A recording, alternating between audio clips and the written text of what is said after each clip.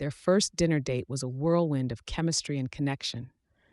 Ian chose a small Italian bistro with dim lighting and an intimate ambiance. Over wine and pasta, their conversation flowed like they'd known each other for years.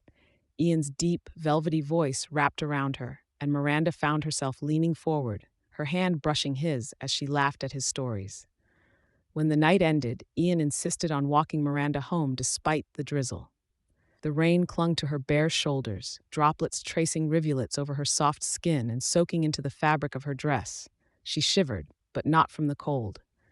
Ian's closeness radiated warmth, and her heart raced as their steps slowed in front of her door.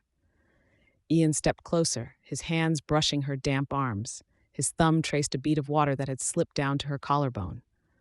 "I had a great time tonight," he murmured, his voice low and intimate. "So did I," Miranda whispered, her pulse pounding in her ears, her body aching for more than words. The tension snapped as Ian leaned in, capturing her lips in a kiss that was both tender and demanding. His hands slid down her sides, and Miranda melted into him. Her fingers tangled in his damp hair as his lips moved from her mouth to her neck, igniting sparks wherever they touched. The rain mingled with their heat, leaving her trembling. When they finally pulled apart, breathless, Ian grinned. "I think your cats would approve." Miranda laughed, her hands still resting on his chest, feeling the steady beat of his heart beneath her palms.